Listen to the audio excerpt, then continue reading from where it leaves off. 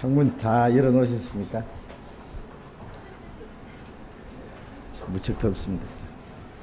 기도드리겠습니다. 자비로우신 우리 아버지 하나님, 우리를 영원한 죄와 죽음의 권세에서 건져주시고 영원한 하나님의 나라를 기업으로 허락해 주신 그 크신 은혜를 감사드립니다. 이 세상은 날로 요란해지고 죄악이 충만합니다. 그 어디에도 진정한 안식도 평화도 소망도 없습니다. 하루 동안에도 무슨 일이 일어날지 알 수 없는 참으로 험악하고 무서운 세상입니다. 그러나 주님께서 우리와 함께 계셔서 우리 마음속에 진정한 평화와 안식을 주시고 진정한 기쁨과 영광스러운 소망을 주셨사오니 참으로 감사합니다. 주님의 피로 구속함을 받은 저희들, 이제 이 땅에 사는 동안에 우리의 육체의 남은 때를 하나님의 영광을 위해서 하나님의 거룩하신 뜻을 따라서 살아갈 수 있도록 우리를 지켜주시는 주님 감사합니다. 우리의 육신은 아직 땅에 살지만은 우리는 결코 세상에 속한 사람이 아니라는 것을 압니다. 우리는 시간 속에 살고 있지만은 영원한 하나님의 나라를 향해서 나아가는 사람들임을 알고 있습니다. 다시는 이 세상의 헛된 것을 따라 행하지 아니하고 우리의 육체의 소욕을 따라서 살지 않고 오직 주님의 인도하심을 따라서 주님이 우리에게 맡기신 일을 위해서만 살아갈 수 있도록 우리를 주님의 능력의 손으로 더욱 붙잡아 주옵소서. 이 시간 우리가 주님 앞에 또 함께 모였습니다. 때를 따라 우리에게 주시고자 원하시는 주님 말씀으로 우리에게 채워주시고 주님의 은혜로 주님의 생명으로 우리에게 더욱 풍성케 해 주옵소서. 우리가 하나님의 자녀로서 부끄러움 없이 살아갈 수 있도록 인도해 주옵소서. 이 시간 함께 참여하지 못한 형제 자매들 어느 곳에 있든지 일일이 보살펴 주시고 주님의 말씀으로 또 필요한 은혜로서 채워 주옵소서. 주 예수님 이름으로 기도드렸습니다. 아멘.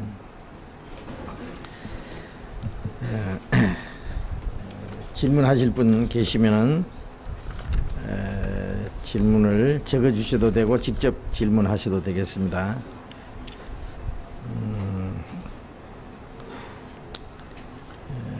먼저 질문, 마태복음 9장 14절부터 17절까지 먼저 찾겠습니다. 마태복음 9장 14절부터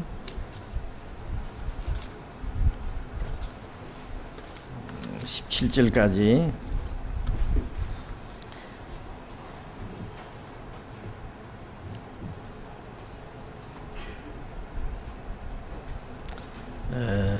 마태복음 9장 14절 읽겠습니다. 그때에 요한의 제자들이 예수께 나와 가로되 우리와 바리새인들은 금식하는데 어찌하여 당신의 제자들은 금식하지 아니하나이까? 예수께서 저희에게 이르시되 혼인집 손님들이 신랑과 함께 있을 동안에 슬퍼할 수 있느뇨? 그러나 신랑을 빼앗길 날이 이르리니 그때에는 금식할 것이니라.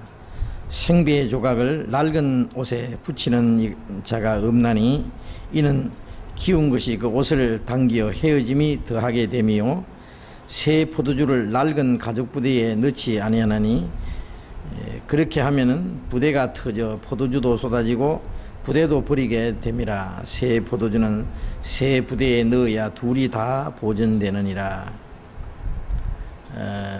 이 내용 중에 금식에 관한 내용이 나올 때 16절 17절에 비유가 나옵니다. 서로 무슨 연관이 있으며 두 비유가 16절과 17절 두 비유가 뜻하는 의미가 무엇입니까? 제가 전에 듣기로는 세 가지라 알고 있는데 담겨져 있는 뜻을 모두 말씀해 주세요.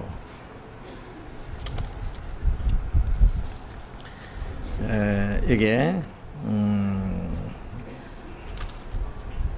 세례 요한의 제자들이 예수님께 질문하기를, 우리와 즉 세례 요한의 제자들, 우리와 바리새인들은 금식하는데 어찌하여 당신의 제자들은 금식하지 아니하나이까?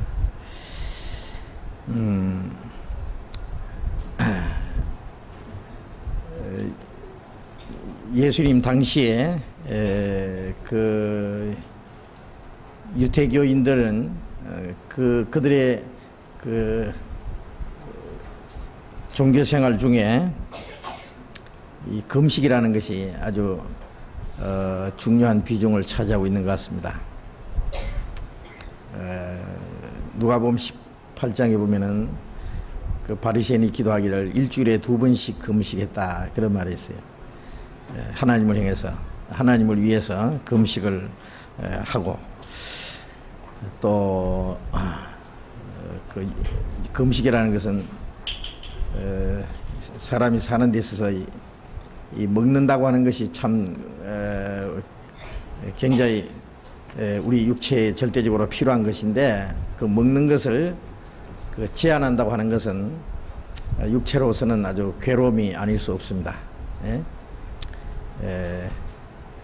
잠을 자야 되는데 잠을 못 잔다는 것도 괴로운 일이고, 먹어야 되는데 먹지 못하는 거, 뭐 먹을 것이 없어서 안 먹는 것보다는 일부러 먹지 않는다는 것도 참 어려운 일이라고 생각을 합니다. 근데 이제 그 금식은 기도하는 생활 중에 하나의 즉 하나님 앞에 그 간절한 요구를 가지고 기도를 할 때에 그 하나님 앞에 그 간곡한 그 마음의 그 자세를 금식으로 이렇게 표현했다고 생각을 합니다. 세례 요한의 제자들도 아마 여기서 금식을 했다고 되어 있습니다. 근데 예수님 제자들은 왜 금식하지 않느냐고 예수님께 질문했습니다. 예수께서 저희에게 이르시되, 혼인집 손님들이 신랑과 함께 있을 동안에 슬퍼할 수 있느냐? 그러나 신랑을 빼앗길 날이 이르리니 그날에는 금식할 것이니라. 예수님 제자들이 예수님 금식하지 않는 이유 중에 하나가 마치 그 혼인집 손님들이 신랑과 함께 있을 동안에는 슬퍼할 수 없다, 즉 금식을 할 수 없다는 얘기입니다. 그러나 신랑을 빼앗길 날이 이르니 그때는 금식할 것이니라. 예수님과 함께 있을 동안에는 이제 그 세례 요한도 예수님을 가르쳐서 신부를 취하는 자는 신랑이나 신랑의 음성을 듣는 친구가 크게 기뻐하나니 나는 이런 기쁨에 충만했다. 예수님을 신랑으로 표현했습니다. 물론 예수님은 신랑입니다. 세례 요한은 사람들을 예수님께 인도를 해야 될 그런 책임을 가졌기 때문에 신부를 신랑에게 인도하는 그러한 것으로서 표현했습니다. 신랑과 함께 있을 때는 금식할 수가 없다. 제자들이 예수님과 함께 있을 동안에는 금식할 필요가 없다.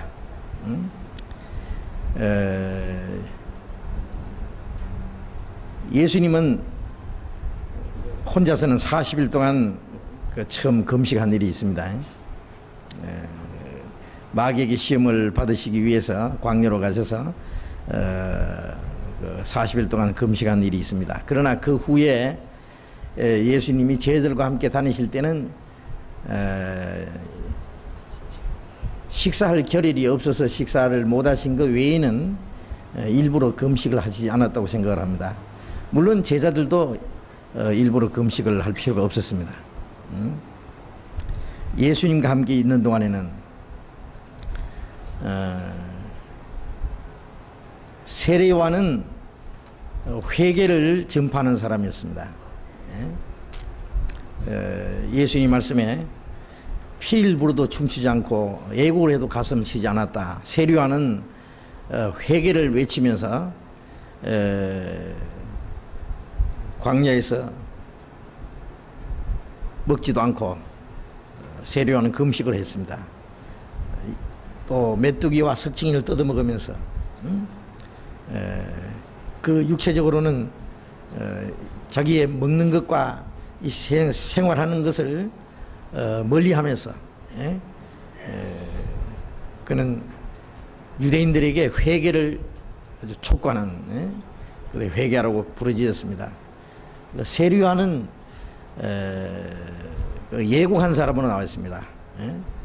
그들에게 회개를 외치는, 회개하지 않으면 이스라엘 사람들에게 하나님의 심판이 있을 것이기 때문에 그들의 회개를 외치는 사람으로서 금식을 하고 자신도 그렇게 했습니다. 그러나 피를 불어도 춤추지 않는, 예수님은 피를 부는 분입니다. 이제 복음을 전하는 분입니다. 복음을 전하기 위해서 오신 분입니다. 기쁜 소식을 전하는 그 복음을 전하기 때문에 피를 불면은 춤을 추는 것처럼 복음을 들으면 기뻐해야 되는, 예수님은 유대인들에게 복음을 전하기 위해서 나타나신 분이지 심판을 전하기 위해서 오신 분이 아니거든요. 내가 심판하러 온 것이 아니라 죄인을 구원하러 왔다고. 기쁜 소식을 전하는 예수님과 그리고 예수님과 함께 있는 제자들이 아마 금식할 필요가 없는 것을 그렇게 표현했습니다. 신랑과 함께 있을 때 그 혼인집 손님들이 금식할 필요가 없다. 그러나 그 신랑을 빼앗길 날이 이르리니 그때는 금식할 것이니라. 예수님이 죽으실 것을 말하는 겁니다. 제자들은 예수님이 죽으신 후에 금식했을 거라고 생각합니다. 신랑을 빼앗길 날이 이르리니 그때는 금식할 것이니라. 예수님이 죽으시고 부활하시기까지 3일 동안 아마 제자들은 금식을 할 수밖에 없었다고 생각합니다. 또 육신적으로 먹지 않는 것만이 금식이 아니라 그들은 참으로 그 슬픔과 정말 근심 중에 빠졌던, 그리고 그 일을 위해서 하나님 앞에 참으로 그 절박한 마음으로 기도할 수밖에 없는 그러한 시간이었다고 생각을 합니다. 이 금식이라고 하는 것은 꼭 육신의 양식만을 먹지 않는 것이 금식이 아니고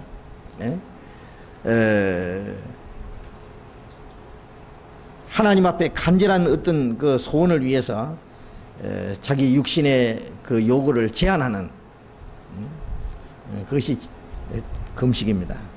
그렇기 때문에 예수님 제자들이 예수님 십자가 죽으신 이후에 정말 그들은 자기 앞에 닥친 이 그 예수님이 부활할 때까지는 아직 제자들이 예수님을 부활하신 사실을 믿지 못했기 때문에 너무너무 그 괴로운 상태에서 그들은 금식을 하고 하나님 앞에 정말 참 간곡히 하나님 앞에 부르짖는 그런 기도를 했을 거라고 생각을 합니다. 예수님이 죽으신 이후에는 예수님 제자들도 금식할 때가 올 것을 여기에 예수님이 말씀을 하셨습니다. 그 다음에 16절에 생배 조각을 낡은 옷에 붙이는 자가 없나니 이는 기운 것이 그 옷을 당겨 헤어짐이 더하게 되며, 생배 조각을 낡은 옷에 붙이면 안 된다 그래요. 생배 조각, 그러니까 아주 새 옷감을 말이죠. 새 옷감을 낡은 옷에다가 같이 이렇게 기우면 말이에요. 낡은 옷이 구멍이 났는데 생배 조각을 갖다가 기웠다고 하자. 그러면 어떻게 되겠어요? 몇 번 앉아 떨어졌다 하면 그냥 다 찢어져 버립니다. 그렇게 하면은 그 옷을 당겨, 그러니까 헤어진 옷을 그냥 당기게, 생배 조각이 당기게 되겠죠. 그러면 더 찢어져 버리네요. 더 보기 흉하게 됩니다. 그러니까 생배 조각과 낡은 옷은 적합지가 않다. 새 것과 낡은 것은 같이 합해 줄 수가 없다. 자, 이것은 왜 이렇게 말씀했냐면은, 금식을 해야 된다고 하는 것은 예수님 당시 입장에서 보셨을 때는 옛날 유대인들의 어떤 종교적인 유전과 전통을 따라서 하는 겁니다. 그들은 유대인의 전통을 따라서 그 금식을 한다든지, 또 밖에 나갔다 오면은 손을 씻고 집에다 물을 뿌리고 하는 그 유대인들의 그 유전이 있어요. 그 유전과 낡은 그들의 전통과 그 다음에 예수님의 교훈, 예수님은 그 유대인들의 전통과 그 다음에 유전과 율법적인 교훈을 따라서 하시는 것이 아니라, 예수님은 이제 은혜와 새 생명과 성령을 따라 사는 생활을 말씀하셔야 되는 겁니다. 그거는 전혀 맞지 않는 거예요. 예수님이 하시는 것은 새 것입니다. 그래서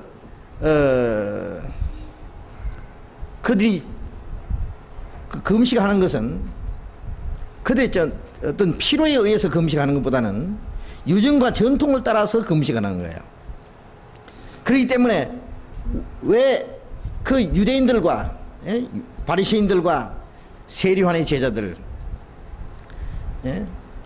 세리요한의 제자들도 그 다분히 어떤 유대 종교가들의 그 영향을 받을 수도 있다고 생각을 합니다. 제가 이스라엘에 갔을 때 사해 근처에 옛날 사람들이 살던 집터가 있는데요, 그리스도가 오시기를 기다리던 사람들, 그리고 세례요한을 따르던 사람들이 살았던 곳이라고 그렇게 전해 내려오는데, 그걸 에센파라고 그럽니다. 그 사람들은 그리스도가 오시기를 간절히 기다리면서 살았다는데요, 세례요한의 제자들도 다분히 그 유대 종교의 영향을 받았을 거라고 생각을 합니다.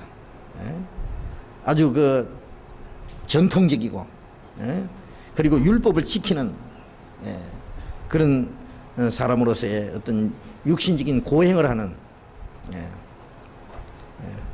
그것은 낡은 겁니다. 낡은 거.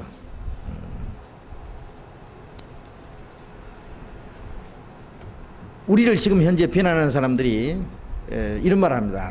당신들은 왜 예배 의식이 없느냐, 왜 예배 순서가 없느냐, 뭐 이런 말을 합니다. 그건 왜 그러냐 하면은, 옛날부터 내려오는 전통과 그들이 지켜오는 통상적인 그런 관습,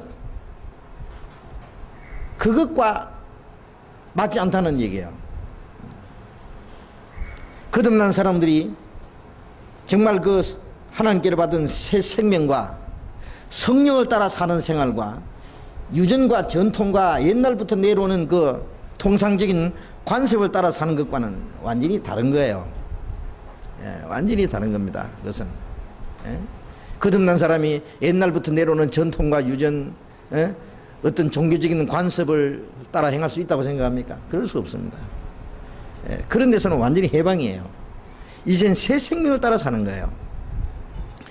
우리가 그리스도인들이 금식을 한다든지 우리가 앞으로 어떤 일을 할 때는 그것은 정말 우리가 절실히 그 실제적으로 필요하기 때문에 하는 것이지, 다른 사람들이 하기 때문에 내가 따라 한다든지, 이것이 종교적인 어떤 관습이기 때문에 한다든지 그런 건 아닙니다. 그렇다면 그것은 잘못된 거예요. 그래서 그것은 바로 낡은 겁니다. 낡은 거하고 새 것하고는 섞일 수가 없어요. 그건 새 것하고 옛 것하고는 따로따로 구별해야 됩니다. 그리고 그것은 마치 율법과 은혜를 섞어 놓으려고 하는 것과 같이 그것은 잘못된 겁니다. 그래서 생배 조각을 낡은 옷에 붙이는 자가 없나니 이는 기운 것이 그 옷을 당겨 헤어짐이 더하게 되며, 그러니까 예수님은 그 유대인들의 전통과 어떤 종교적인 관습을 따라서 금식하는 거, 그게 따를 수 없다는 거예요. 그 다음에 17절에 새 포도주를 낡은 가죽 부대에 넣지 아니하나니 그렇게 하면은 부대가 터져 포도주도 쏟아지고 부대도 버리게 됩니다. 새 포도주는 새 부대에 넣어야 둘이 다 보존되느니라.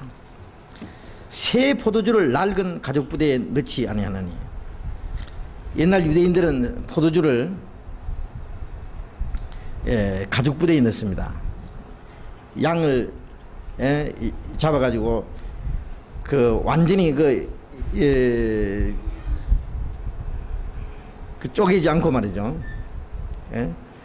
이 가운데 있는 그 살만 빼내고 머리 부분하고 그 다음에 그 네 다리 이런 걸 그 딱 묶어 가지고요, 안에 그 빼냈으니까 그 가죽 있잖아요, 통가죽이죠. 그러니까 그래가지고는 그걸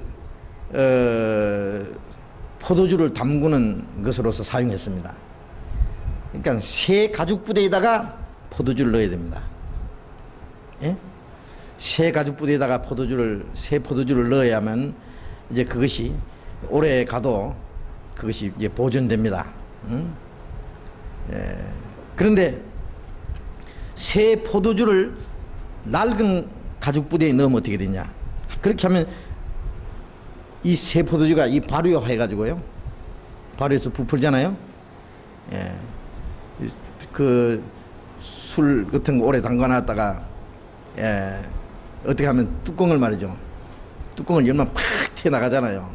센 것은 이 병도 깨져버립니다. 폭발합니다. 그와 같이 새 포도주를 낡은 가죽 부대에 넣으면은 이것이 발효될 때에 이것이 부대가 터져버립니다. 그러면은 부대가 터져서 포도주도 쏟아지고 부대도 버리게 됩니다. 새 포도주는 새 부대에 넣어야 둘이 다 보존되느니라. 그러니까 앞에 있는 말씀과 같은 내용인데요, 새 것과 옛 것은 이건 두 개가 합해지면 안 된다 그래요. 옛 유전과 전통과 새로운 교훈과는 맞지 않다. 예수님의 교훈은 새 포도주와 같습니다. 새 포도주는 새 부대에 넣어야 된다는 것은 이제는 주님의 새로운 이 진리의 말씀, 이제는 새 생명과 성령을 따라가 사는 생활은 거기에 적합한 새로운 그 교훈이 필요한 거예요. 그래서 신약 시대에 거듭난 그리스도인들에게 주어지는 말씀은 완전히 새로운 겁니다. 그래서 이 새 것과 옛 것, 이 둘은 합해질 수 없다. 둘 다 못 쓰게 된다. 그러니까 이 바리새인들과 그 유대인들이 지켜 내려오던 그 종교적인 그 전통, 그런 걸 따라 사는 거하고 새 생명을 받은 사람들이 성령을 따라 사는 생활하고는 두 개가 같이 합쳐질 수 없다. 이제는 새로운 진리는, 새로운 그 성령을 따라 사는 생활은 이제는 새로운 그 진리의 말씀의 교훈이 필요하다는 것을 여기에 말씀하는 겁니다. 그래서 여기 비유는 세 가지입니다. 비유는 세 가지인데 앞에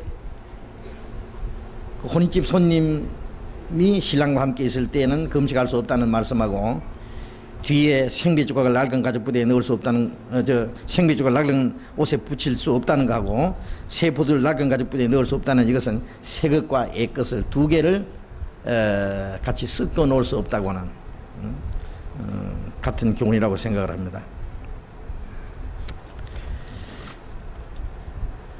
자, 여기서 우리가 배울 수 있는 이 교훈은 거듭난 그리스도인의 생활은 거듭나지 않은 사람들의 종교 생활과는 완전히 다른 겁니다.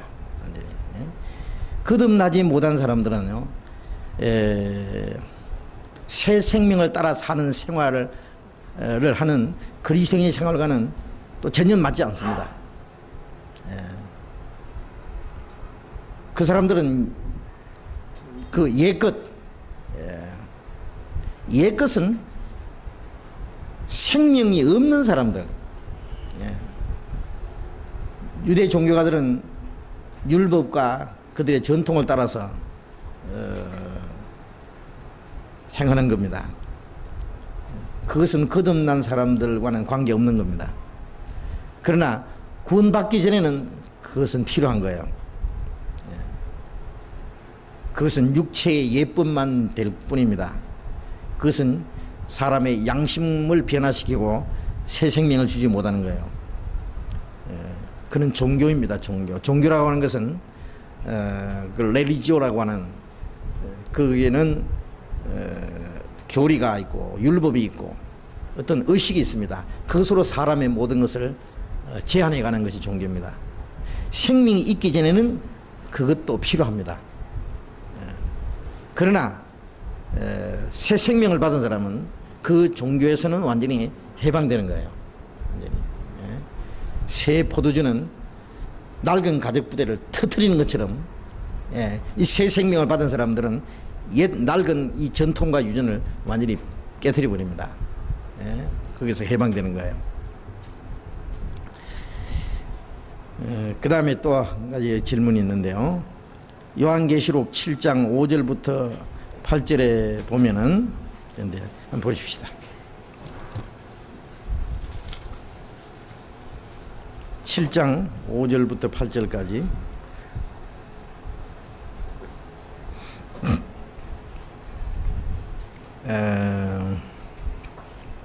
유다 지파 중에 입맞은 자가 1만 2천이요 르우벤 지파 중에 1만 자가 1만 2천이요 갓 지파 중에 1만 2천이요 아셀 지파 중에 1만 2천, 랍달리 지파 중에 1만 2천이요 므낫세 지파 중에 1만 2천이요 시므온 지파 중에 1만 2천, 레위 지파 중에 1만 2천이요 이사갈 지파 중에 1만 2천이요 스불론 지파 중에 1만 2천이요 요셉 지파 중에 1만 2천이요 베냐민 지파 중에 입맞은 자가 1만 2천이라. 여기에 단지파가 빠져 있고 그랬어요. 단지파가 왜 빠져 있느냐?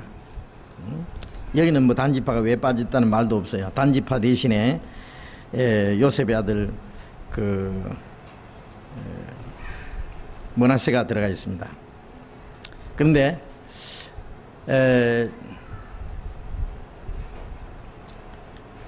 왜 빠졌는지 창세기 48장에 보면은 이 단지파 야곱의 12아들의 장례에 대해서 쭉 나오는데요. 창세기 49장에 쭉 보면 나오는데 그 중에 이 특별한 그 지파가 하나가 유다 지파는 유다 지파에서 7여자의 지팡이가 나타날 것이라고 말했고 유다는 사자 새끼라. 예수님은 유다 지파에서 나왔고 유다 지파의 사자라 그래요. 사자 유다 지파의 사자가 아니고 사자 라이온. 그리고 예수님은 그 왕으로 나실 걸 말했습니다. 그리고 그 다음에 단 지파는 단은 길의 뱀이요 첩경의 독사로다. 이 길의 뱀이라 그랬는데 이 뱀은 사탄을 가르치는 거죠. 그래서 예수님은 길이고 그 예수님을 대적하는 자로서 이 사탄의 역사가 있는데요. 사탄의 역사도 유대인 중에서 나옵니다. 마지막에 적그리스도 가요. 유대인 중에서 나옵니다. 아마 유대인 중에서 아마 단지파 중에서 지금 어느 지파가 단지파인지는 모르지만은 어느 민족이 그 유대인들 중에서 지금 유대인들 중에서 12지파의 그 지파를 찾는다는 게 참 어렵다고 그렇게 말합니다. 그러나 적그리스도가 유대인 중에서 나는 것은 틀림없고 아마 유대인 중에서 나온다면 단 지파에서 나올 것은 아주 확실합니다. 예수님이 유다 지파에서 나신 것처럼 적그리스도는 단 지파에서 날 겁니다. 그리고 이스라엘 12지파가 진을 칠 때 항상 제일 동쪽에는 유다 지파에 치고 제일 북쪽에는 단 지파입니다. 북쪽에는 하나님을 대적하는 역사는 항상 북쪽에서 나오도록 되어 있습니다. 그래서 아마 이 단 지파는 하나님 앞에서 저주받은 그러한 지파로서 적그리스도가 나타날 것이기 때문에 아마 단 지파가 빠졌을 것이라고 생각을 합니다. 그리고 역대상 2장부터 8장까지 보면은 2장부터 8장까지를 읽을 수는 없잖아요. 근데 단 지파와 스불론 지파가 빠져 있는데 그 이유를 알려주면 고맙겠습니다 그랬는데요. 이 2장부터 8장까지를 쭉 읽어야 되고, 그게 내용은 유대인들이 이 가나안 땅에 들어가서 그 12지파의 그 자손들이 자세한 그 내용이 나오고, 그 다음에 기업을 나눠주는 것이 나오는데 여기 단지파와 스불론 지파가 빠져있다는데 요 질문은 제가 그 내용을 다시 자세히 읽어가지고요 다음 시간에 제가 말씀드리도록 하겠습니다. 그리고 또 천사의 종류가 9계급으로 되어 있고 세 분류로 나눠진다는데 이에 대한 자세한 설명과 천년왕국 이전의 천사들의 임무에 대하여 설명 부탁합니다. 근데 9계급으로 되어 있고 세 분류로 나눠진다는데 이 이론이 어디서 나오는지 모르겠어요. 천사의 종류가 9계급으로, 이 천사를 9계급으로 저는 나눠보지는 않았어요. 성경의 천사에 대해서 천사의 수가 천천히요 만만이라 그래 나와 있지만은 그 천사의 역할에 대해서 나온 그 천사는 이름은 세 천사밖에 없습니다. 가브리엘, 미카엘, 루시퍼. 그리고 이 가브리엘은 항상 어떤 좋은 소식을 전한다든지 특별한 소식을 전할 때 나타나고, 이 미카엘 천사는 항상 전쟁할 때 나타나는 천사고, 그 다음에 루시퍼라는 천사는 그 임무는 나와 있지 않은데 하나님 앞에 특별히 아름답게 지음을 받았다고 그렇게 나와 있고, 이 루시퍼가 하나님처럼 되려고 하다가 쫓겨났다는 그런 내용이 기록되어 있습니다. 그 외에 천사들이 하는 역할이 나와 있지만은 계급이 어떤 자세히 분류돼서 나온 것은 특별히 그 하는 일들이 이제 다른 건 있어요. 하는 일도 다르고 또 능력도 달라요. 그러나 그것이 몇 가지로 구분되어 있다든지 분류되어 있다든지 이런 것은 그 세 천사 외에는 자세히 구분할 수가 없다고 생각하는데, 이것을 어디서 그 9계급으로 나눠져 있고 또 세 분류로 나눠져 있다고 하는데, 또 천년왕국 이전에 천사들의 임무에 대해서 설명 부탁합니다. 그런데 천사의 임무는 천년왕국보다도 천년왕국 이전까지 천사의 역사는 끝난다고 생각해요. 임무가. 천사의 임무는 전체적으로 말하자면 하나님을 섬기는 자로 나와 있습니다. 히브리서 1장에 보면은 천사는 사역자로, 천사를 하나님의 부리는 사역자로 창조했다고 되어 있고, 또 히브리서 1장 끝에 보면은 모든 천사는 부리는 영으로 구원 얻을 후사를 섬기라고 보냈다. 천국에 들어갈 하나님의 후사들을 섬기라고 보냈다. 천사들은 하나님의 일을 하는 사람들입니다. 율법을 받아서 이스라엘 백성들에게 전해줬던 것도 천사라고 되어 있습니다. 그래서 천사는 율법은 천사로 말미암아 주신 것이다 고 되어 있습니다. 또 천사들을 통해서 이스라엘 백성을 위해서 하나님이 싸우신다든지, 그래서 이스라엘 백성들을 애굽으로 인도한 후에 하나님이 이스라엘 민족을 보호한다든지, 또 이방인과 싸울 때에 이스라엘 백성을 위해서 싸워준다든지 할 때는 항상 천사가 나타났습니다. 그리고 다니엘서 12장 1절에 보면은 마지막 때 이스라엘 민족을 호위하는 천사 미카엘이 나타날 거다.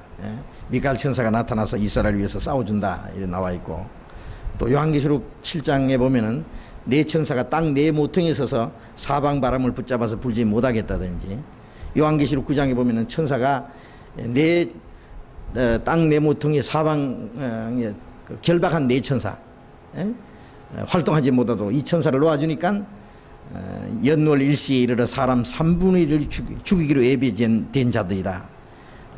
마지막 전쟁을 일으킬 천사들. 그래서 하나님이 천사들을 통해서 여러 가지 일을 하세요. 그래서 시편 103편에 보면은 능력이 있어 여호와의 말씀 이루며 그 말씀의 소리를 듣는 이 천사여. 천사는 능력이 있고 하나님의 말씀을 이루고 하나님이 다스리시는 모든 곳에 있는 너희 천사여. 하나님이 다스리시는 모든 곳에 천사가 있습니다. 천사를 통해서 하나님이 여러 가지 일을 하십니다. 그러니까 천사들은 하나님의 사역자들, 하나님의 일을 대신 이루어 나가는 그 일을 하는 것이 천사인데요. 그리고 마지막 구원받은 천국에 들어갈 하나님의 자녀들을 섬기라고 보내신 것이 천사입니다. 그리고 마태복음 18장에 보면은 나를 믿는 소자 중에 지극히 작은 자 하나도 없이 여기지 마라. 저희의 천사들이 항상 하나님 앞에서 하나님의 얼굴을 배움노니라. 주님을 믿는 그 사람 중에 지극히 작은 사람 한 사람도 그의 천사가 항상 하나님의 얼굴을 배움는다. 그걸 보면은 구원받은 그리스도인들에게 천사들이 있어서 그를 지켜주는 것을 말합니다. 베드로가 옥중에 갇혀서 죽게 됐을 때 성도들이 베드로를 위해서 기도를 했습니다. 그런데 밤중에 하나님께서 베드로를 그 옥중에서 끌어냈습니다. 천사가 나타나서 쇠고랑이가 벗어지게 하고 옥문을 열어서 이끌어냈습니다. 밖에 나와서야 베드로도 하나님의 천사가 자기를 거기서 이끌어냈다는 걸 알았습니다. 그리고 성도들이 기도하는 집에 가서 문을 두드리면서 문을 열어달라고 하니까 그 문을 지키던 그 계집아이가 베드로의 음성을 듣고는 미처 문을 열지도 못하고 뛰어들어가서 베드로가 왔다 그러니까 그럴 리가 없다. 그 전날 야고보가 목 잘려 죽었는데 베드로도 지금 이제 죽기 직전인데 나올 수가 없다. 기도는 했지만은 그 나올 것까지는 아직 못 믿었던 모양이에요. 하나님께서 구원해 주신 것까지는. 틀림없이 베드로 음성이라 그러니까 한 말이 그러면은 베드로는 아닐 것이고 베드로의 천사가 왔는갑다. 그랬어요. 그러니까 베드로의 천사도 있고 지극히 작은 자의 주님 믿는 자의 그 천사도 있습니다. 여러분에게도 천사가 있을 겁니다. 여러분 따라다니면서 잘하는 거 못하는 거 다 감시할 겁니다. 또 보호해 줄 겁니다. 저도 천사가 있습니다. 누가 저를 욕하면은 천사가 하나님 앞에 일려 바칩니다. 하나님 저 하나님 아들 그 이 아무개 있지 않습니까? 누가 막 욕합디다 그거 일러준다고요. 그러니까 조심하십시오. 저뿐 아니라 거듭난 그리스도인들은 천사가 있습니다. 그래서 그 천사의 임무에 대해서는 그 성경에 많은 말씀들이 있어요. 우리가 성경을 읽을 때에 그 천사에 대한 내용이 나오면은 좀 잘 눈여겨 보시기 바랍니다. 그리고 요한계시록에 보면은 마지막에 하나님이 천사를 통해서 나팔도 불게 하고 또 그 다음에 그 재앙을 내리기도 하고요. 나팔은 경고의 나팔이, 그리고 하나님의 심판의 나팔, 그리고 재앙을 7 대접을 쏟는다든지 그런 것도 천사를 통해서 하시는 것이 나옵니다. 그래서 천사를 통해서 하나님이 자기 일들을 다 이루어 나가기 때문에 그렇습니다. 다른 질문 없어요? 다른 질문 없으면은 사도행전을 조금 공부하겠습니다. 4장, 사도행전 4장.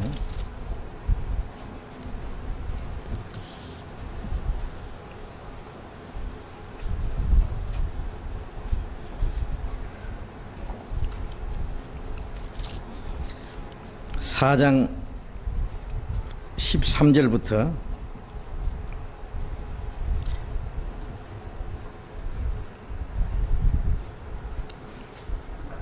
읽겠습니다. 사도행전 4장 13절.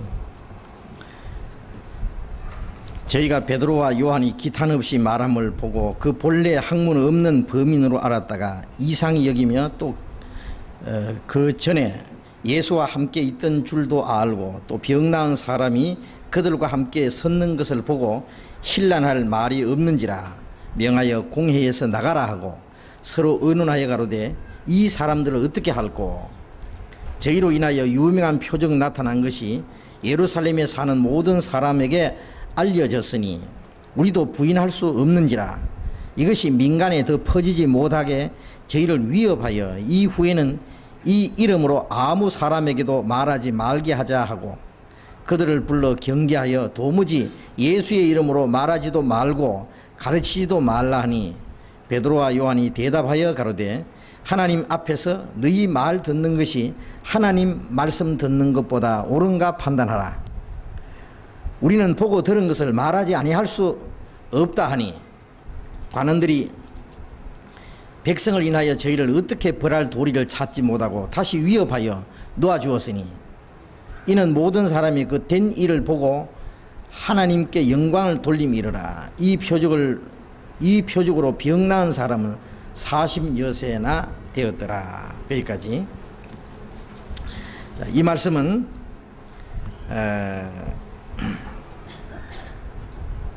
오순절 직후에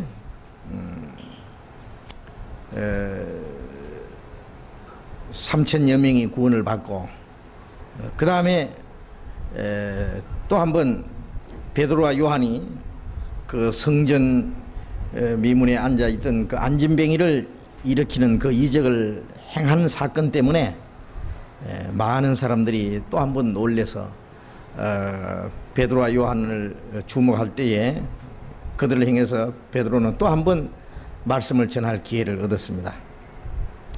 그 말씀을 들은 사람들이 또 한 2,000여 명 구원을 받아서 이제는 그리스도인들이 약 5,000여 명이 됐다 나와 있습니다. 이렇게 많은 사람이 구원을 받는 역사를 보고 이 유대 종교가들은 굉장히 당황한 겁니다. 예수님을 그들이 십자가에 못 박아 죽임으로써 모든 것이 끝날 줄 알았는데 예수님이 살아나셨다는 사실을 증거하고 그 제자들 뿔뿔이 흩어져서 없어진 줄 알았던 제자들이 나타나서 담대히 복음을 전하고 많은 사람들이 그를 믿고 따르기 때문에 유대인들은 굉장히 당황한 겁니다. 유대 종교가들은. 그래서 베드로와 요한이 기탄 없이 말함을 보고 너무나 자신만만하게 그리고 힘있게 말씀을 점거하는 걸 보고는 그 본래 학문 없는 범인으로 알았다가 그렇죠. 베드로와 요한은 어부였습니다. 어부는 아주 그 당시에 무식한 사람들이 하던 일이었습니다. 그러나 베드로와 요한이 꼭 무식했기 때문에 어부가 됐다고는 할 수가 없어요. 하여튼 그 당시에 완전히 타락된 이 유대 종교가들을 그들의 거짓된 종교의 설화에서 그들은 벗어나서 세례 요한의 제자가 된 사람들입니다. 베드로, 요한, 야고보 이 사람들은 예수님이 제자가 되기 전에 세례 요한의 제자로서 세례 요한에게 배운 사람들입니다. 그러나 이제 예수님이 제자가 된 사람들이죠. 어쨌든 그 유대인들이 봤을 때 이들은 아주 학문 없는 무식한 사람을 알았는데 이들이 너무 자신 있게 그리고 힘 있게 그 말씀을 증거하는 걸 보고는 이상이 있겠다. 그리고 그 사람들이 전에 예수와 함께 있었던, 즉 예수님을 따라다니던 예수의 제자라는 것도 알고 또 이 베드로와 요한이 고쳐준 이 병 나은 사람, 안진뱅이가 나았던 사람, 일어난 사람이 이 베드로 요한하고 같이 서 있는 거예요. 그러니까 예수와 함께 있던 사람들, 또 그 제자들이 그 병을 낫게 한 사람이 그들과 함께 있는 것. 그것을 봤다고 하는 것은 뭘 말하냐면은 이 안진뱅이를 고친 사람은 바로 이 제자들이 아니라 이 제자들이 믿는 예수다 그래요. 응? 그래서 베드로와 요한이 너희가 십자가에 못 박아 죽인 예수가 바로 이 사람을 낫게 했다. 그렇게 담대히 증거했기 때문에 더 이상 힐난할 말이 없었다. 뭐 어떻게 그걸 이거는 앞에 자기들 앞에 나타난 하나님의 능력으로 이루어진 사실인데 이것을 부인할 수가 있느냐 그거예요. 예수님이 부활했다는 사실은 보이지 않으니까 그것은 예수님이 그 예수님의 무덤을 지킬 때 제자들이 그 시체를 훔쳐가고 나서 살아났다는 그러한 거짓말을 퍼뜨릴 수 있었지만은 이제 그 제자들이 낫게 한 이 안진뱅이, 온 예루살렘 사람인들이 다 알고 있는 이 안진뱅이를 낫게 한 그 사실이 자기들 눈앞에 있는데 이것은 어떻게 부인할 수 있느냐 그거예요. 이것이 바로 예수님이 다시 살아났다는 살아있는 증거다 그거예요. 그래서 그걸 힐난할 말이 없었다. 그래서 15절에 명하여 공회에서 나가라 하고 서로 의논하여 가로되 이 사람들을 어떻게 할꼬. 저희로 인하여 유명한 표적이 나타난 것이 예루살렘에 사는 모든 사람에게 알려졌으니 우리도 부인할 수 없는지라. 자, 이거 난감한 일입니다. 부인할 수 없으면 어떻게 해야 됩니까? 믿으면 될 텐데. 그렇잖아요. 근데 이 사람들 보세요. 얼마나 마음이 강팍한지. 예수님이 살아났다는 사실도 그들이 양심적으로 부인할 수가 없을 거예요. 무덤을 지키던 군인들이 천사들이 나타난 것과 그리고 그 굴문이 옮겨진 것도 보았는데 그 사실을 증거했는데 그것도 그들이 거짓말을 꾸며가지고 숨기려고 했습니다. 이제 예수님이 제자들로 말미암아 이 엄청난 표적이 나타나서 이제 예루살렘에 있는 사람들이 그것을 다 알고 이제는 그것은 부인할 수 없는 사실로 나타났는데 그러면 그들이 결국 자기들이 잘못을 뉘우치고 믿어야 될 텐데 믿지 않을 뿐 아니라 끝까지 이 사실을 숨겨버리고 이것을 대적하려고 한다고 대적하려고 안간 힘을 쓰는 사람들. 이 사람들은 누구냐 하면은 4장 5절에 보면은 이튿날에 관원과 장로와 서기관들과 서기관들이 예루살렘에 모였는데 대제사장 안나사와 가야바와 요한과 알렉산더와 및 대제사장들의 문중이 다 참여하여, 그러니까 이 유대 종교가의 두목들은 다 모인 거예요. 대제사장 해마다 대제사장 했던 사람들, 그 대제사장의 문중들, 관원들은 그 유대인 중에서 그 원로들입니다. 그래가지고 중요한 것 결정할 때 이 사람들로 말미암아 결정해. 장로들, 서기관들, 이 사람들은 성경을 가르치는 사람들, 서기관들과 율법사들은 지금 목사와 같은 위치에 있는 사람들입니다. 이런 사람들이 다 모여서 이제 머리를 짜내는 거예요. 이 일을 어떻게 할까?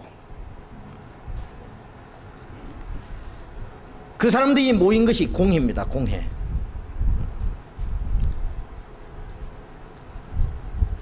공회에다가 제자들을 잡아다 놓고 너희들이 네 이름으로 이 일을 행하느냐? 너희들이 왜 이 소식을, 이 말을 계속 퍼뜨리느냐? 제자들이 막 힘있게 얘기하거든요. 자, 이걸 어떻게 막을 수 있냐 그 말이야.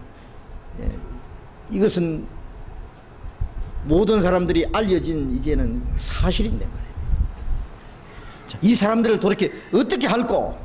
자, 여기서 우리가 한 가지 생각할 것은 하나님의 진리를 대적하는 사람들, 하나님의 진리를 대적하기 위해서 인간들이 모여서 의논하고 결정하는 이 유대 종교가들의 이 공회,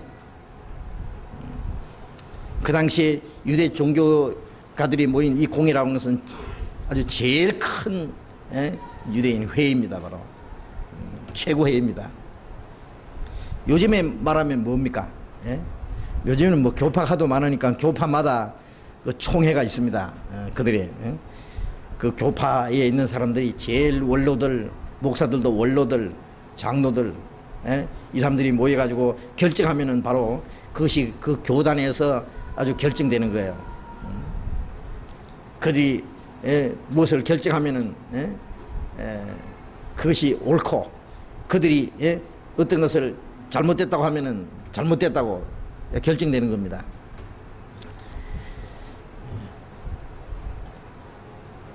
예수님 그 초대교회 유대 종교의 공회라고 하는 것은 단 하나 있었습니다. 그들이 바로 이 복음이 더 이상 퍼지지 못하게 하기 위해서 지금 회의를 하고 있는 겁니다. 어떻게 했으면 좋을까?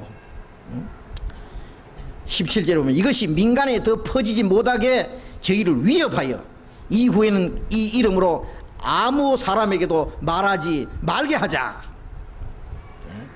자, 이미 예루살렘에 있는 모든 사람이 알려졌는데, 자기들도 부인할 수 없는 사실인데 이제 더 이상 퍼지지 못하게 이 사람들을 위협을 하자. 예수 이름을 말하지 말게 못하게 하자.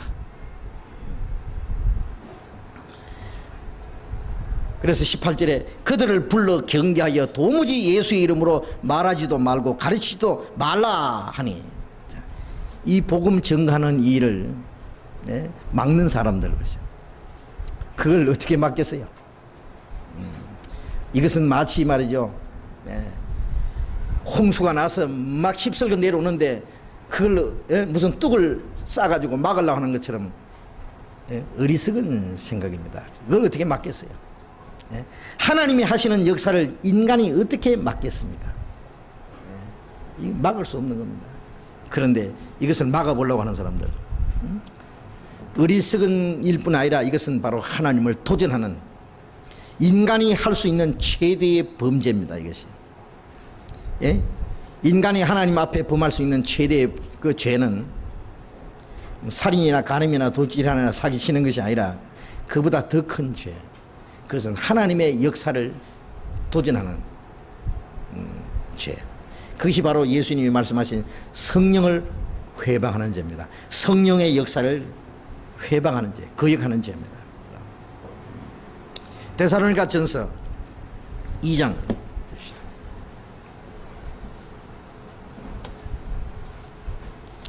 데살로니가 전서 2장 14절 2장 15절부터 읽겠습니다. 15절 16절 같이 읽겠습니다. 유대인은 주 예수와 선지자들을 죽이고 우리를 쫓아내고 하나님을 기뻐하시게 아니하고 모든 사람에게 대적이 되어 우리가 이방인에게 말하여 구원 얻게 함을 저희가 금하여 자기 죄를 항상 체험해 노하심이 끝까지 저희에게 임하였느니라. 유대인은, 여기 유대인이라는 것은 특별히 유대 종교가들을 가르치는 겁니다.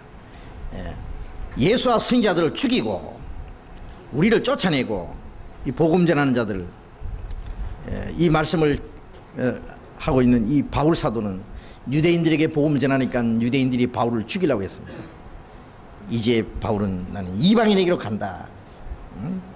우리를 쫓아내고 하나님을 기쁘시게 아니하고 모든 사람에게 대적이 되어 우리가 이방인에게 말하여 구원 얻게라 함을 저희가 금하여, 이방인에게 복음을 전해서 구원 얻게 함을 저희가 금하여. 자, 복음을 전해서 다른 영혼이 구원받는 것을 가로막는 사람들입니다. 그렇죠? 예. 저희가 금하여 자기 죄를 항상 체험해 노하심이 끝까지 저에게 임하였느니라. 자, 여기는 하나님의 진노와 심판이 임할 수밖에 없는 겁니다. 예수님이 유대 종교가들에게 마태복음 23장 13절에 너희가 천국 문을 닫고 너희도 들어가지 않고 들어가고자 하는 자도 막았느니라.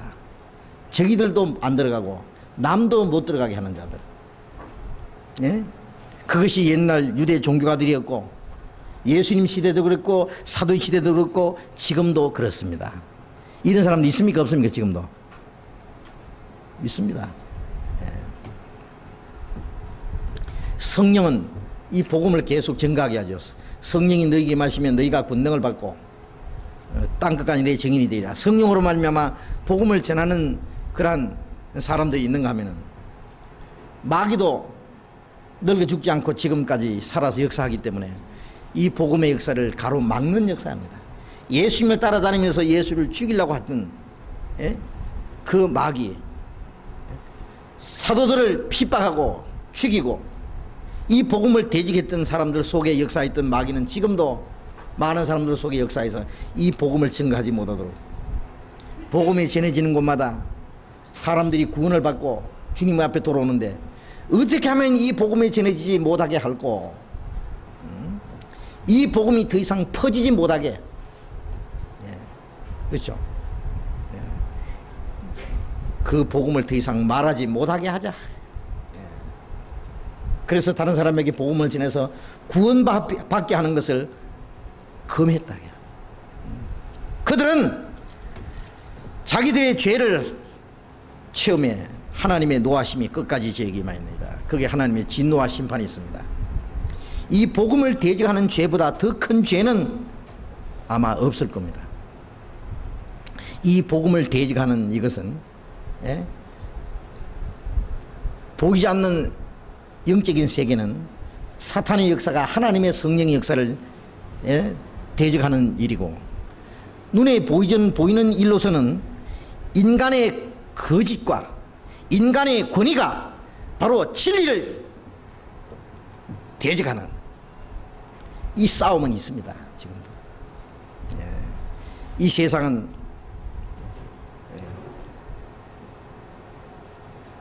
보이는 전쟁과 보이지 않는 전쟁이 끊임없이 계속되고 있는 거예요. 에덴 동산에서부터 마지막까지 계속되고 있습니다. 그 중에 가장 심각한 전쟁은 진리와 거짓의 전쟁입니다.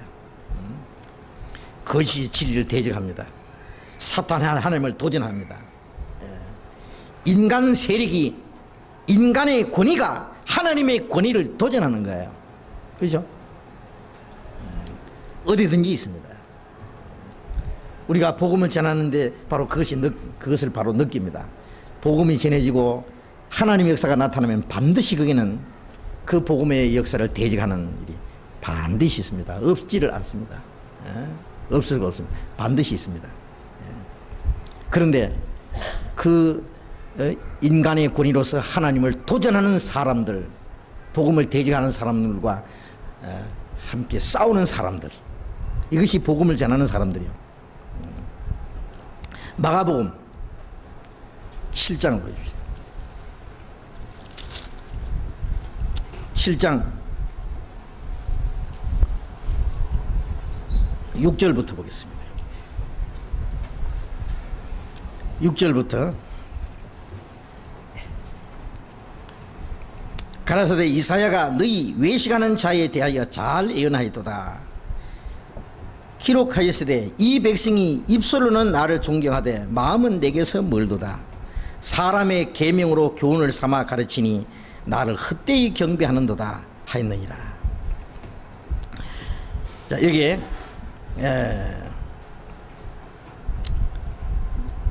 이사야가 너희 외식하는 자들에 대해서 잘 예언했다.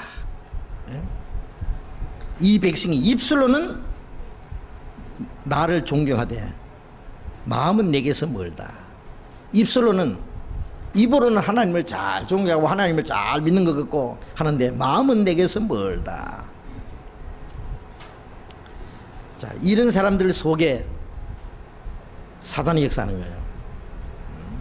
지금도 얼마나 많은 사람들이요, 외형적으로는 하나님을 잘 섬기는 것처럼 교회당도 웅장하게 만들어 놓고 예배 의식도 아주 세련되고 경건하게, 그리고 찬송도 잘하고 기도도 잘합니다.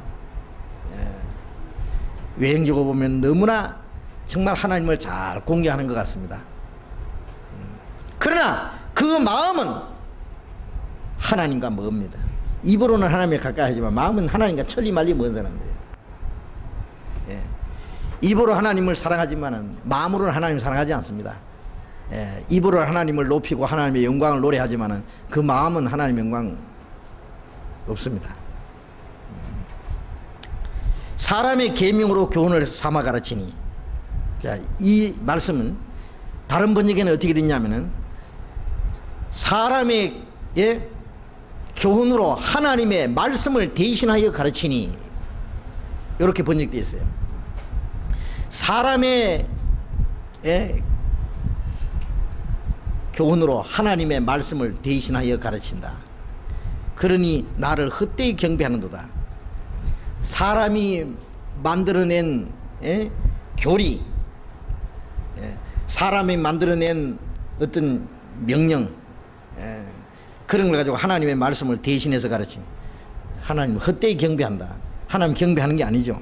8절에 너희가 하나님의 계명을 버리고 사람의 유전을 지키느니라. 또 가라사대 너희가 너희 유전을 지키려고 하나님의 계명을 잘 저버린도다. 그들이 사람이 지어낸 유전과 전통, 그것을 지키려고 하나님의 말씀을 저버리는 사람들. 자, 이런 사람들은 진리를 대적합니다. 자기들의 유전과 전통이 맞지 않기 때문에. 자, 이런 사람들의 명령을 따를 수 있습니까? 예. 예수 이름으로 더 이상 말하지 마라. 예, 다시 말 안 하겠습니다. 그런 사람 어디 있어요? 예? 동편에서 해가 뜨고 있는데 사람들이 모여가지고 동쪽을 향해서 태양 스타! 태양이 놀래가지고 쑥 들어가겠어요? 야, 웃기지 마라 하고 쑥 올라가 버릴 거예요. 하나님이 하시는 역사를 누가 막을 수 있습니까? 그것을 막으려고 하는 게 어리석은 짓이죠. 만일 인간의 명령이 두려워서, 인간의 권위가 두려워서 그게 굴복한다면요, 그거는 하나님과 관계없는 것입니다. 그것은 하나님의 진리를 믿는 사람들은, 하나님의 명령을 따르는 사람들은 인간의 명령이나 인간의 거짓된 권위에 굴복하지 않습니다. 디도서 2장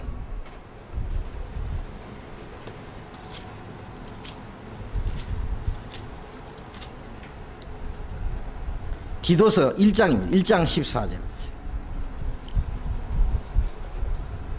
1장 14절.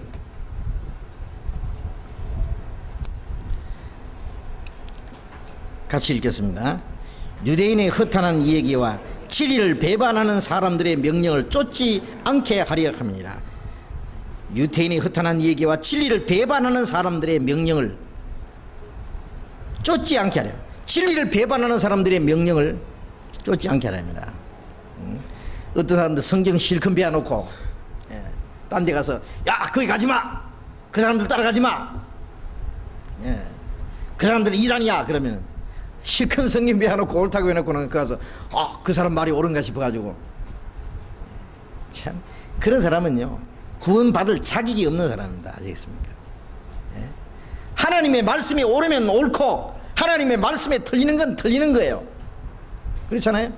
하나님의 말씀에 비춰봐서 옳으면 옳은 겁니다. 하나님 말씀이 하라는 거 하고, 하지 말라면 안 하고, 하나님의 말씀이 있는 건 하고 하나님의 말씀이 없는 건 안 하고 하면 되는 거예요. 왜 그런데 하나님 말씀은 제쳐놓고 사람의 명령을 따르려고 하느냐고. 그 사람이 진리를 배반하는 사람인지 하나님을 대적하는 사람인지 알지도 못하고 그 사람의 권위에 따라가는 거예요.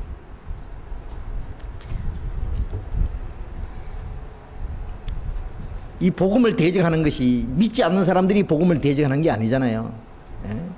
믿지 않는 사람들이 복음을 대적하는 건 막무가내 그냥 반대하는 게 있어도 복음을 조직적으로 대적을 못합니다. 모르니까. 그러나 하나님을 믿는다고 하는 사람들 복음을 대적합니다. 그 속에 생명과 진리가 없는 사람들. 그 진리를 배반하는 사람들의 명령은 따르지 않습니다. 우리가 앞에서 가르치는 사람이 정말 진리를 따른 사람인지, 진리를 배반한 사람인지, 진리를 위하는 사람인지, 진리를 반대하는 사람인지 우리가 그걸 알아야 되겠죠. 사도행전 4장 다시 보겠습니다. 사도행전 4장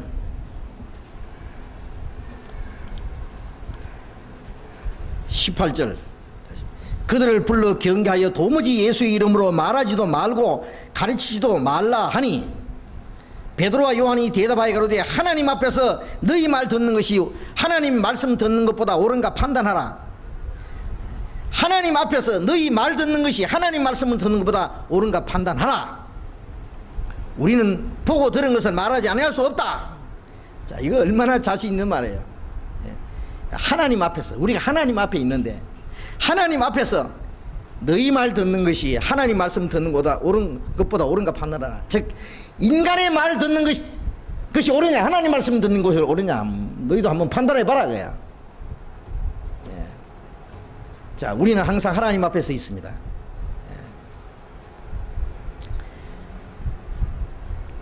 마틴 루터가 천주교의 잘못된 것을 95개 조문을 만들어 가지고 교회당 게시판에 갖다 붙였습니다. 그 문제 때문에 많은 문제가 일어났죠. 교황청에서 루터를 소환했습니다. 잡혀가면 이제 이단자라고 해가지고 만일 그 당시에 법황의 명령을 거역하면 이거 완전히 이단자예요. 왜냐하면 법황 하나님이 세웠는데 그 이단자로 완전히 결정이 나고 그리고 그 이단자는 화형을 시켜버리고 죽여버리는 거예요. 그래서 많은 사람이 죽었어요. 마틴 루터도 언제 죽을지 모르는 상황 속에서 이제 종교 재판을 받으러 이제 가는 거예요. 친구들은 루터를 죽는다고 하지 말라고 했어요. 루터는 말하기를 내 원수가 그 재판하는 자리가 브름스라는 것이 브름스의 그 기와장보다도 많을지라도 나는 내 주님과 함께 가겠다. 그 재판받은 자리에 저도 가봤습니다. 그래요. 지금도 있어요. 교황이 말했습니다. 많은 추징금들을 모아놓고 이제 재판합니다. 마틴 루터 네가 한 말이나 쓴 글을 다 취소하라. 이것은 법황의 명령이다 그랬어요. 루터가 대답하기를 내가 한 말이나 쓴 글이 성경에 비춰봐서 잘못된 것을 발견하기 전에는 한마디도 취소할 수 없다. 그리고는 하나님 나를 도와주십시오. Here I stand. 하나님 내가 여기 있습니다. 제가 신학교 다닐 때요 그 책을 영어로 된 책인데 영어도 배우지 읽지는 못하지만은요 그 영어 그 원문을 가지고 배운 책 이름이 생각나요. 그 이름이 Here I Stand입니다. 마틴 루터의 전기입니다. Here I Stand. 하나님 내가 여기 있습니다. 내가 여기 있습니다. 우리는 항상 하나님 앞에 내가 여기 있습니다. 우리는 하나님 앞에 서 있다는 걸 항상 잊지 말아야 됩니다. 하나님 앞에서 진리와 거짓 사이에서 사람의 말과 하나님 말씀 사이에서 하나님 말씀과 사탄의 말 사이에서 어느 말씀을 듣는 것이 옳은가 판단하라. 이 판단을 잘못했기 때문에 아담도 하나님 말씀 대신에 사탄의 거짓말에 속았습니다. 우리는 다시는 속을 수 없습니다. 사탄의 거짓말에 속아서 죽게 됐기 때문에 그 멸망받을 운명에서 다시 건져놨는데 또 거짓에 또 속아요? 다시는 속을 수 없죠. 하나님 앞에서 너희 말 듣는 것이 하나님 말씀 듣는 것보다 옳으냐 판단하라. 너희가 판단해보라. 양심 있으면 판단해보라고. 우리는 항상 그 마음을 가지면 됩니다. 하나님 말씀과 사람의 말이 있습니다. 사람의 말을 말씀이라 안 하죠. 그냥 사람의 말이에요. 하나님 말씀이고.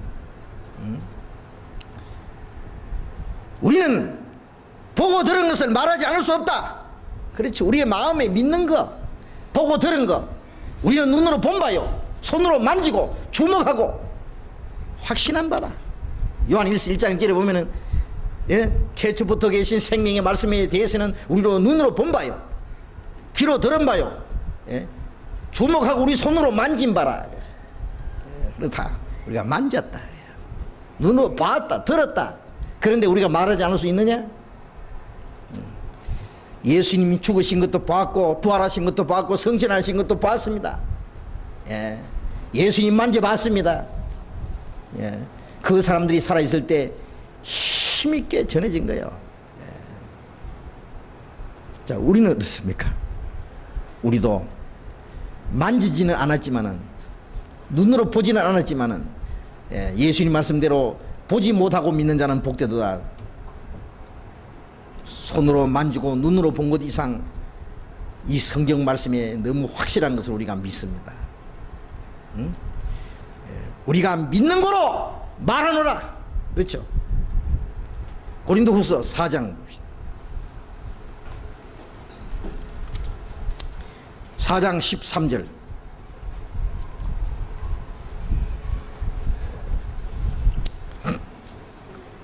4장 13절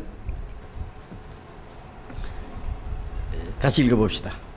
기록한 바 내가 믿는 거로 말하였다 한 것 같이 우리가 같은 믿음의 마음을 가졌으니 우리도 또 믿는 거로 또한 말하노라. 기록된 바 내가 믿는 거로 말했다 한 것 같이 우리가 같은 믿음의 마음을 가졌으니 우리도 믿는 거로 또한 말하노라. 믿는 거로 말하노라. 자, 믿는 사람은 말할 수밖에 없죠. 예? 시편 118편 17절에 보면은 내가 죽지 않고 살아서 여호와의 행사를 전파하리로다. 죽지 않고 살아서 우리가 이 땅에 살아있는 이유는 뭐예요? 우리가 믿는 사실을 증거하기 위해서. 내가 죽지 않고 살아서 여호와의 행사를 전파하리로다. 하나님께서 내 영혼을 위해서 이루신 사실을 내가 증거하리로다. 전하는 거예요. 우리는 보고 들은 것을 말하지 않을 수 없다. 갈라디아서 1장 10절에 내가 사람에게 좋게 하랴 하나님께 좋게 하랴 사람에게 기쁨을 구하랴. 내가 이제까지 사람에게 기쁨을 구하면 그리스도의 종이 아니라 하나님께 좋게 하는 겁니다. 사람에게 기분을 맞춰주고 사람의 권위에 굴복하고 사람에게 뭐 기쁨을 구하라는 것이 아니고 우리는 사람이 기뻐하든 말든 사람이 좋아하든 말든 하나님이 좋아하시고 하나님이 기뻐하시고 하나님이 옳게 여기시는 그것이면 되는 거예요. 그것이 믿음입니다. 믿음이라고 하는 것은 사람이 나를 어떻게 봐주느냐, 나를 어떻게 인정해 주느냐, 내가 어떻게 생각하느냐가 아니죠. 하나님이 어떻게 보시느냐예요. 사람이 다 인정해도 하나님 인정 안 해주면 무슨 소용이 있겠어요. 그렇잖아요. 사람이 나를 다 미워하고 잘못됐다고 버릴지라도 하나님이 인정하시고 하나님 앞에만 잘 보이면은 되는 거예요. 그러니까 신앙생활은 항상 하나님 앞에 잘 보이는 겁니다. 사도행전 5장을 찾겠습니다. 사도행전 5장 29절.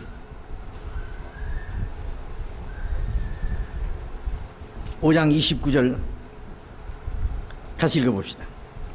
베드로와 사도들이 대답하여 그러되 사람보다 하나님을 순종하는 것이 마땅하니라. 사람보다 하나님을 순종하는 것이 마땅하니라. 그렇습니다. 하나님 말씀 듣는 것이 사람 말 듣는 것보다 하나님 말씀 듣는 것이 옳으니라. 너희 말 듣는 것이 하나님 말씀 듣는 것보다 옳은가 판단하라. 뭐 판단할 거 뭐 있어요? 생각해 볼 거 뭐 있습니까? 사람보다 하나님을 순종하는 것이 마땅하니라. 성경 한 곳에도 봅시다. 데살로니가전서 2장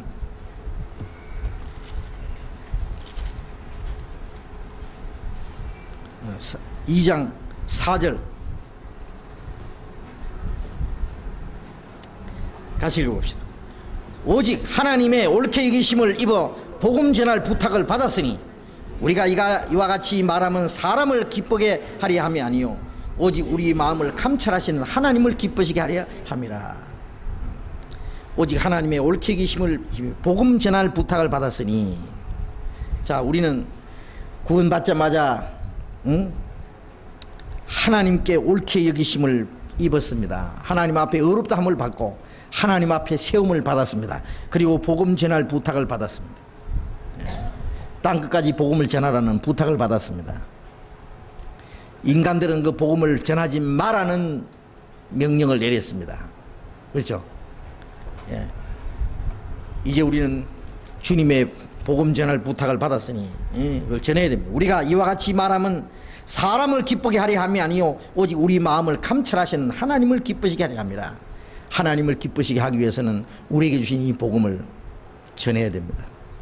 예. 어떤 어려움과 어떤 반대와 환난과 핍박과 어떤 역경이 있을지라도 이 복음을 전해야 됩니다. 하나님을 기쁘시게 하기 위해서. 그렇죠?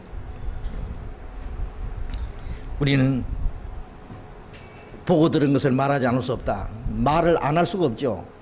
예레미야가 말한 대로 내가 다시는 여호와를 전파하지 아니하리라 하면 내 심령이 불붙는 것 같아서 골수에 사무치니 견딜 수 없나이다. 다시는 말하지 않으려 그러면 이 속에서 뭐가 나와요? 막 화산이 폭발하는 것처럼 터져 나오는 거예요. 심령이 불붙는 것 같아서 골수에 사무치니 견딜 수 없나이다. 말 안 할 수가 없어요. 전해야 됩니다. 우리는 믿는 거로 말하노라. 우리도 같은 믿음의 마음을 가졌으니 우리도 믿는 거로 말하노라. 마음에 믿기 때문에 말합니다. 그 사실을 누가 막을 수가 없죠. 우리 복음 전하는 것도 마찬가지입니다. 이 복음이 전해지는 곳에는 이 복음을 대적하는 세력이 있고, 그 복음을 대적하는 사람, 진리를 대적하는 사람과 진리를 대적하는 사람들과 그걸 향해서 우리가 도전하는. 그래서 이 프로테스탄트라는 말, 신교라는 말이 프로테스탄트라 그러죠. 그게 뭐예요? 반항한다, 항거한다 그 말입니다. 천주교 세력에 등해서 마틴 루터는 항거했습니다. 이때의 막이 꽉 차서 성도를 삼키려 하나 겁내지 말고 싸워라 진리로 이기리로다. 힘 있는 장사 나와서 날 대신하여 싸우네. 이 장수 누구뇨? 곧 예수 그리스도 만유의 주로다. 당할 자 누구뇨? 불갑을 이기리로다. 불갑을 이기는 것이 아니라 반드시 이기리로다. 성리는 우리에게 있습니다. 오늘 여기까지 좀 공부하겠습니다. 기도하십시다. 걸어가신 우리 주님, 이 세상 많은 사람 중에서 먼저 우리를 주님의 사랑을 깨닫게 해주시고 이 세상 악하고 폐역한 가운데서 우리를 거룩하게 구별시켜 주시고 진리 안에서 살게 하시고 주님의 복음을 위해서 살아갈 수 있도록 인도해 주신 주님 감사합니다. 우리에게 주신 영원한 생명과 이 영광스러운 이 주님의 복음, 그것은 받은 사람밖에는 알 사람이 아무도 없습니다. 우리에게 주신 이 복음을 우리 주변에 아직도 이뤄진 수많은 영혼들, 불쌍한 영혼들에게 전할 수 있도록 우리에게 지혜와 능력을 주시고 용기를 주시옵소서. 그리고 더욱 담대히 주님 말씀을 증거하게 해 주옵소서. 많은 사람들이 이 복음을 대적하고 복음을 방해하고 반대합니다. 그러나 주님 우리와 함께 계셔서 이 모든 악한 세력을 더불어 싸워 이기게 하시고 주님의 복음이 증거되게 하시고 날마다 구원받는 사람들이 많이 일어나게 하시는 주님 감사합니다. 우리 가운데 주님이 함께 계시고 우리에게 능력 주시는 분이 주님이시오니 우리는 조금도 두려워할 것이 없습니다. 우리 모두 우리에게 주신 이 주님의 복음, 주님의 사랑, 영원한 소망을 우리 주변에 이뤄진 영혼들에게 전해서 더 많은 영혼들이 주님의 품속에 돌아올 수 있도록 역사해 주시옵소서. 우리에게 지혜와 말씀으로 더욱 충만케 풍성케 채워 주시옵소서. 주 예수님 이름으로 기도드렸습니다. 아멘. 광고 말씀 있습니까?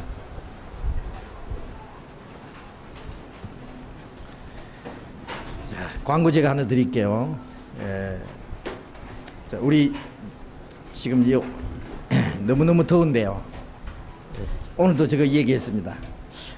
이제 이 금년 여름이 여기 찜통 같은 여기서 지나는 것이 마지막이라고 생각하니까요, 좋아요. 아주 좋아요.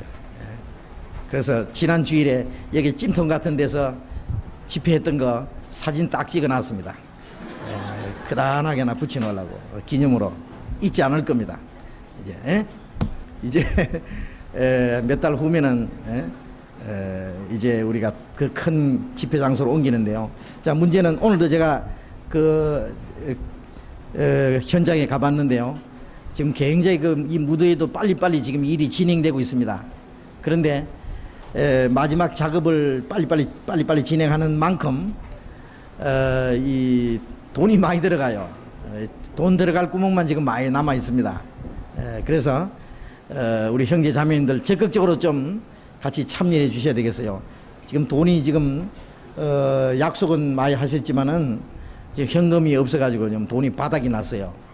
그래서 좀 약속하신 분들 좀 빨리빨리 내주시고, 또 아직 약속을 안 하신 분이나 좀 더 추가하실 분들을 기쁜 마음으로 참여해 주시면 대단히 감사하겠습니다.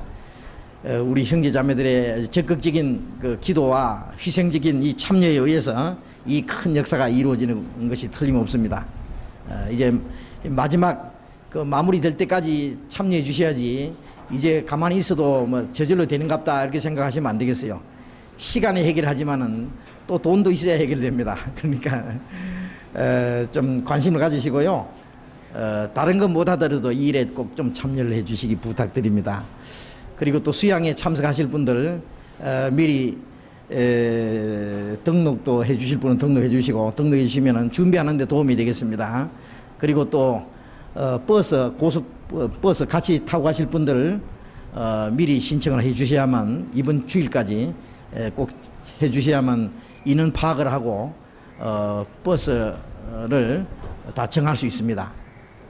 이제 그렇지 않으면은 사람 몇 사람 안 되는데 버스 한 대 빌릴 수는 없고, 그러니까요. 지금 9대 빌려놨는데 그게 빨리빨리 여러분 신청하셔야만 그게 참여할 수 있습니다. 다 숫자가 차면은 더 이상 받을 수가 없으니까 이번 주일까지 버스 타고 가실 분들 또 신청을 해 주시고, 또 미리 등록도 해 주시면 감사하겠습니다. 다른 광고 없으면 마치겠습니다. 안녕히 돌아가십시오.